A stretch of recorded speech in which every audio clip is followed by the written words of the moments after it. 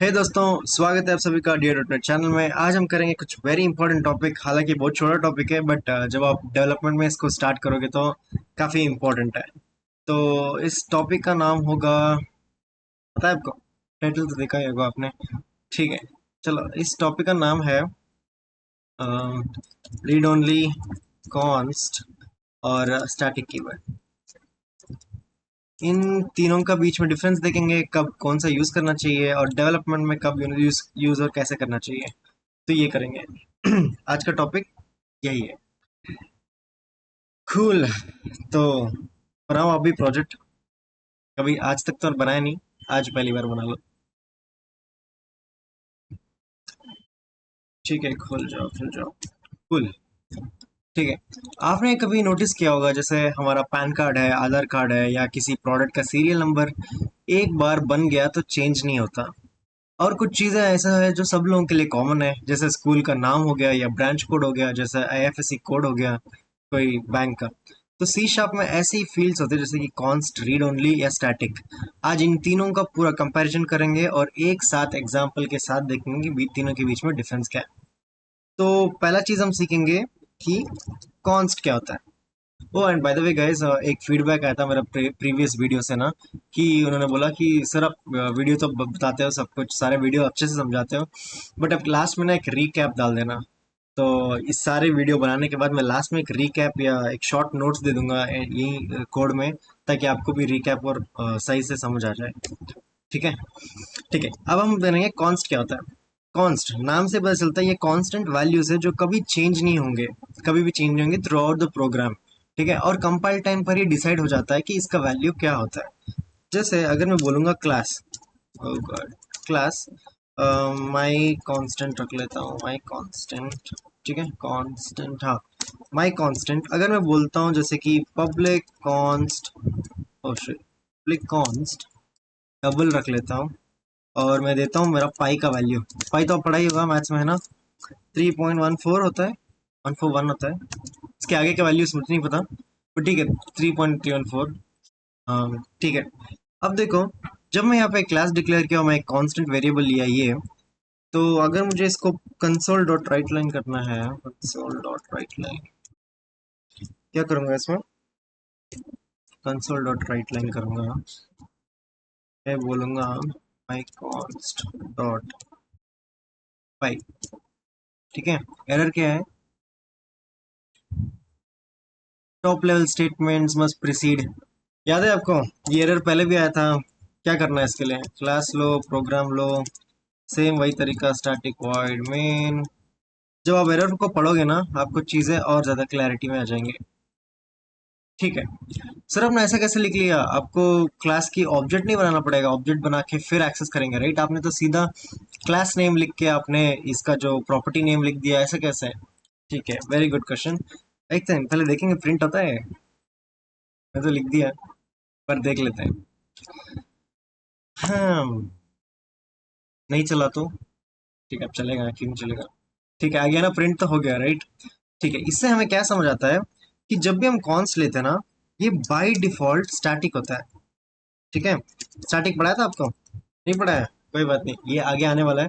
Static का मतलब ये है कि जब भी हम कुछ यहाँ पे स्टैटिक होता है, स्टैटिक कीवर्ड या स्टैटिक, इंटरनली स्टैटिक लिखा होता है, तो उसमें हमें ऑब्जेक्ट बनाने की कोई जरूरत नहीं, हमें सीधा क्लास नेम प्रॉपर्टी बुलाना है।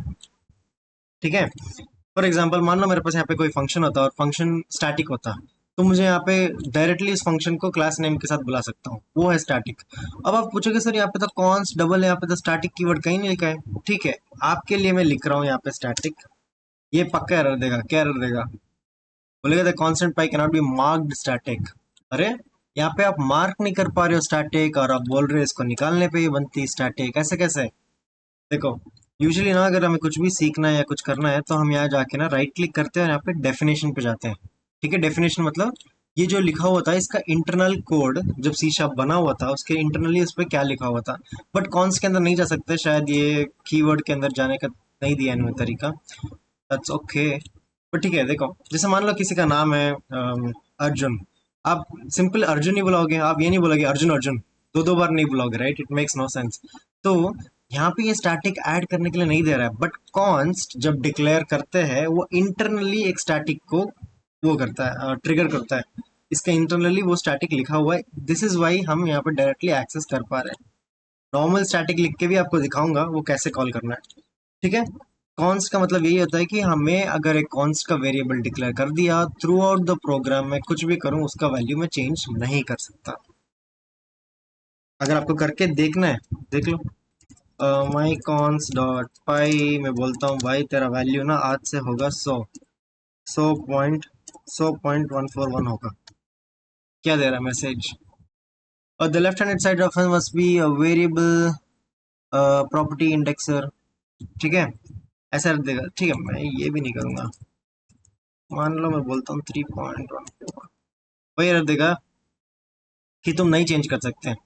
हाँ, इसको तुम नहीं छेड़छाड़ कर सकते, यहाँ पे पक्का एरर ही आएगा। कूल। तो इसका मतलब ये है कि एक बार डिक्लेयर हो गया तो हम दोबारा चेंज नहीं करेंगे। ठीक है, आई होप कॉन्स्ट ये क्लियर हो गया होगा। इसमें भी कुछ डाउट है तो आप कमेंट में लिख दो, मैं दोबारा समझा दूंगा इसको। ठीक है, नेक्स्ट जाएंगे हम रीड ओनली। रीड ओनली का ना इतना ज़्यादा इंपॉर्टेंस है। अभी आपको बेसिक स्टार्टिंग लेवल कोड में आपको इतना फील नहीं होगा, बट लेटर ऑन जब आप डिपेंडेंसी इंजेक्शन करोगे या जब डॉट नेट का प्रॉपर डेवलपमेंट में कराऊंगा मैं आपको, तब आपको रियाज होगा भाई ये रीड ओनली कीवर्ड बहुत इंपॉर्टेंट है। ठीक है, ये होता क्या है? देखो, ये वैल्यू सेट किया जा सकता है कंस्ट्रक्टर के थ्रू। ठीक है, डिक्लेयर कर देते हैं और इसकी वैल्यू जो सेट करते हैं वो कंस्ट्रक्टर में करते हैं। फॉर एग्जाम्पल, हाँ बस यही है। ठीक है, फॉर एग्जाम्पल अगर मैं कोई लेता हूँ क्लास स्टूडेंट। ठीक है, और अगर मैं लिखता हूँ पब्लिक रीड ओनली स्ट्रिंग लेता हूँ रोल नंबर। ठीक है, हाँ वैसे इंट होता है बट चलो मैं यहाँ पे स्ट्रिंग लेता हूँ। स्ट्रिंग है। अब मैं यहाँ पे दे नहीं सकता हूँ कि अब मैं यहाँ पे वैल्यू नहीं दे सकता जैसे ऊपर कैसे दिया था 31114 ये वो स्ट्रिंग में। सॉरी, ये तो स्ट्रिंग है ना। अगर मैं ऐसा दे भी दिया, ठीक है, ये सेट नहीं होगा। ये क्या है, ये वैल्यू ऐसे लग रहा है कि हाँ यहाँ पे सेट है, बट यहाँ पे सेट नहीं होता है। इसके अंदर आपको एक्चुअली में सेट करने के लिए पता है क्या करना है? देखो यार नॉन अवेलेबल, अच्छा ठीक है। यहाँ पे आपको सेट करने के लिए पता है आपको क्या करना है? यहाँ पे आपको ना CT ओवर करके ये करो और बोलो जो रोल नंबर है ना वो सेट तब होगा जब मैं रोल नंबर पास करूंगा। ठीक है, और अरे यार रोल नंबर मैं पास करूंगा, और रोल नंबर मैं कहाँ से पास करूंगा? रोल नंबर मुझे यहाँ पे कंस्ट्रक्टर में देना पड़ेगा, राइट? अब ये कंस्ट्रक्टर को कॉल कैसे करो? आपने पढ़ा था constructor is called when object is created. या बनाओ ऑब्जेक्ट। हाँ, ऑब्जेक्ट बनाते हैं। ठीक है, ये बेसिक कोड यहाँ पे ले लेता हूँ, ये हटा दूंगा। ठीक है, अब मुझे ऑब्जेक्ट बनाना है, कैसे बनाऊंगा? Student is equal to new student, oh sorry new student. Right, बन गया ऑब्जेक्ट, मैंने बना दिया। क्या बोल रहे हैं? और दिस नो आर्ग्यूमेंट गिवन। अच्छा हाँ, क्योंकि ये जो कंस्ट्रक्टर जब कॉल होती है बोलती है भाई मुझे ना सिग्नेचर चाहिए, रोल नंबर कुछ पास कर दे। बोला ठीक है मैं रोल नंबर पास कर देता हूँ तेरे को, 141 से ये पास कर दिया मैंने, ले लिया इसने। अब क्या करना है? अब मैं बोलूंगा तो पास तो कर दिया मैंने, कंसोल डॉट राइट लाइन करता हूँ, console dot right line student dot roll number. अब यहाँ पे क्या प्रिंट होगा? स्टूडेंट जो ये ऑब्जेक्ट है उसकी रोल नंबर प्रिंट होगा, और इसकी रोल नंबर क्या है? जो मैंने रोल पास किया है यहाँ पे। राइट, अब मैं प्रिंट करता हूँ, क्या था 141 जो भी था, 14555 ये प्रिंट हो गया। इसकी वर्किंग मैकेनिज्म सिंपल है। मेरा मेन पहला चलेगा, यहाँ पे आएगा, ऑब्जेक्ट दिखेगा। ऑब्जेक्ट बनाते टाइम मैं ये वैल्यू दिया तो ये वैल्यू जाता है यहाँ पे, और ये वैल्यू यहाँ पे जाता है, और ये असाइन हो जाता है रोल नंबर, जो मेरा क्या है, रीड ओनली है। राइट, तो रीड ओनली का जो वेरिएबल या प्रॉपर्टी जो भी है, इसके अंदर सेव करने के लिए मुझे कंस्ट्रक्टर के थ्रू ही सेट करना पड़ता है, और फिर इसको पकड़ के मैं कुछ भी कर सकता हूँ। इसको पकड़ के मैं थ्रू आउट द प्रोग्राम कुछ भी करता हूँ, क्योंकि एक बार इनिशियलाइज हो गया ना, थ्रू आउट द प्रोग्राम आराम से इसको कहीं पे भी कैसे भी यूज कर सकते हैं। ठीक है, और एक पॉइंट मुझे लगता है मैं छूट गया यहाँ पे, जो कॉन्स था ना, जब मैं ये देता हूँ ये कंपाइल टाइम पे ही ये एडजस्ट हो जाता है। कंपाइल मतलब रन करने से पहले ही इस वेरिएबल को पता है कि मेरा वैल्यू ये है ना? अ, और यहाँ पे जो रीड ओनली होता है इसको कंपाइल टाइम अभी भी इस रीड ओनली को पता नहीं कि इसका वैल्यू क्या है, इसको कुछ नहीं पता। जब मैं रन दबाऊंगा तभी ये रन टाइम में ये वैल्यूज इनिशियलाइज हो जाता है। तो ये है एक डिफरेंस है। और इसको सेट भी होता है रन टाइम में, और ये ऑब्जेक्ट टू ऑब्जेक्ट वेरी होता है। और ये एक बार कंस्ट्रक्टर के अंदर इसको वैल्यू घुस गया, आप कहीं पे भी छेड़छाड़ नहीं कर सकते। ठीक है, एक बार कंस्ट्रक्ट हो गया ये खत्म। अभी आप ऐसे ही चलते रहेगा, जैसे आधार कार्ड बनने से पहले ठीक है, एक बार बन गया तो फॉर एवर आपका वही नंबर है। सेम वे यहाँ पे वही वही चलेगा। ठीक है, अब इसको भी कमेंट कर देते हैं। अब नेक्स्ट है हमारा इम्पोर्टेंट टॉपिक है स्टैटिक। स्टैटिक क्लास भी होता है, स्टैटिक कीवर्ड भी होता है। यहाँ पे हम करने वाले हैं सिर्फ स्टैटिक कीवर्ड। ठीक है, क्लास के बारे में करेंगे मे बी इसके बाद। ठीक है, मान लो मेरे पास एक क्लास है काउंटर करके, और इसके अंदर मेरे पास इन static int count is equal to 0। Static करना एक बहुत बढ़िया चीज़ है। एक ऐसा प्रॉपर्टी स्टैटिक के बारे में शायद आपने पहले पता नहीं होगा, और सुना होगा आपने, और या आप शायद भूल गए होंगे। स्टैटिक के बारे में बताता हूँ, वेरी इंपॉर्टेंट। आपको पता है यहाँ पे मैं कॉन्स्ट नहीं लिख सकता। क्यों नहीं लिख सकता? क्योंकि कॉन्स्ट इंटरनली एक स्टैटिक है।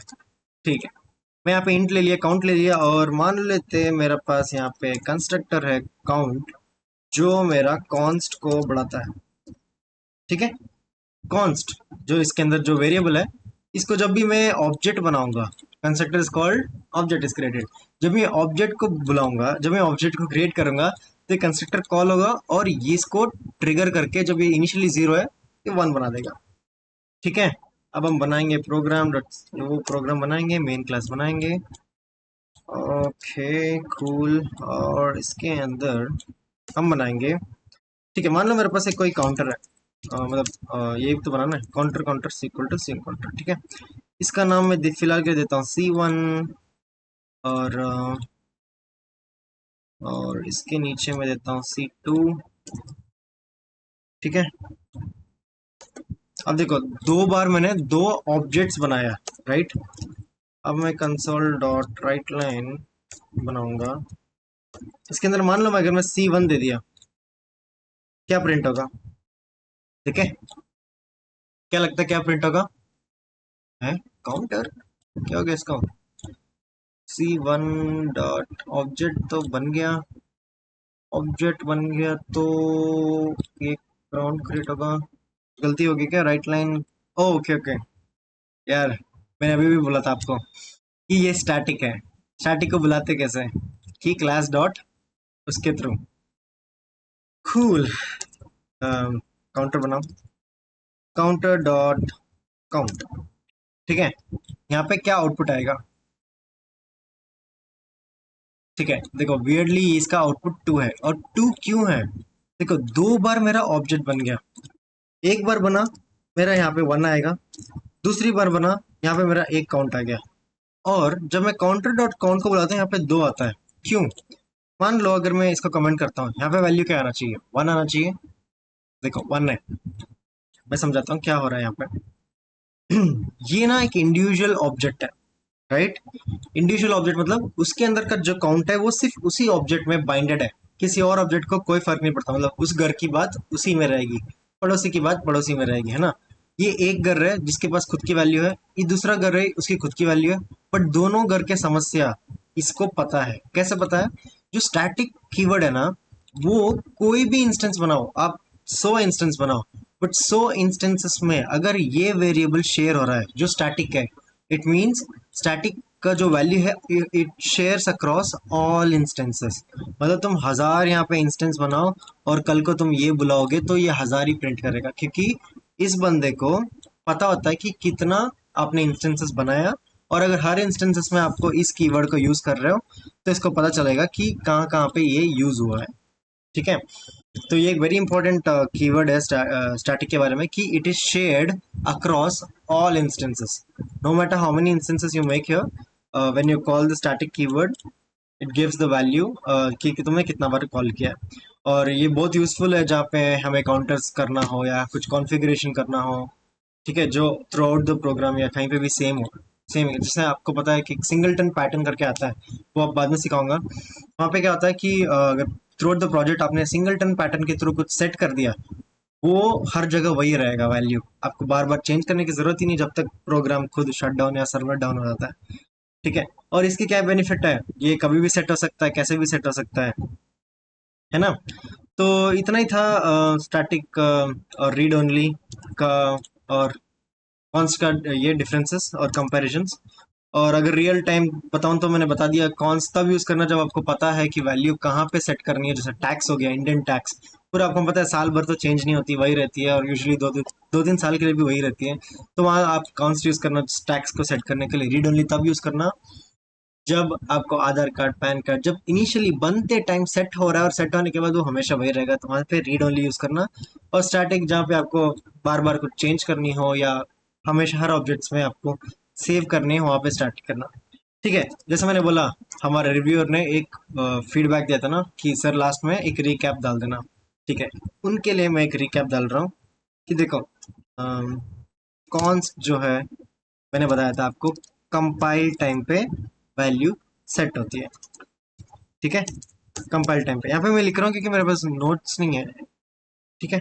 और रीड ओनली तब यूज होता है जब हमें ऑब्जेक्ट लेवल पे सेट होता है, और ऊपर से रन टाइम में इसका वैल्यू सेट होती है और रन टाइम पे फिक्स हो जाती है, ताकि पूरा प्रोग्राम में मैं वही एक इंस्टेंस को पकड़ के मैं छेड़छाड़ करूँ।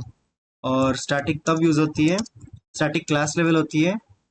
अ, इसका कोई ऑब्जेक्ट के साथ कोई लेना देना नहीं है, क्योंकि ये हर ऑब्जेक्ट के साथ होता है, कोई एक ऑब्जेक्ट के साथ बाइंडेड नहीं होता है। तुम कितना भी ऑब्जेक्ट्स बनाओ, ये सारे ऑब्जेक्ट के साथ ये घुल मिल के रहता है। तो स्टैटिक क्लास लेवल होता है, और इसकी it's value is shared across all instances. ठीक है। ये है रिकैप। ओ ये क्या है। ठीक है, ये है रिकैप हमारा, 3 कीवर्ड्स हमने डिस्कस किया था। छोटा ही वीडियो बनाया गैस। ये 3 कीवर्ड हम डिस्कस किया और इतना ही है। और ये सारा हमारा डीप एक्सप्लेनेशन विद एग्जांपल है। तो दोस्तों, अगर आपको कॉन्स्ट, रीड और स्टैटिक के तीनों की इंपॉर्टेंस पता चल गया हो, और आपको अगर ये वीडियो समझ आ गया, तो आप कमेंट कर लिखना कि कौन सा कीवर्ड आपका फेवरेट है और कौन सा आप सबसे ज़्यादा यूज़ करोगे। और अगला वीडियो ऐसे ही और अच्छा आएगा, और तब तक के लिए सब्सक्राइब करना, लाइक करना, कमेंट करना। और क्या बचा, बेल आइकन है, हाँ उसको भी ऑल कर देना। ठीक है। Thank you. इसको मैं गिटर में भी डाल दूंगा। एंड वेट करते रहना नेक्स्ट वीडियो तक। Bye bye.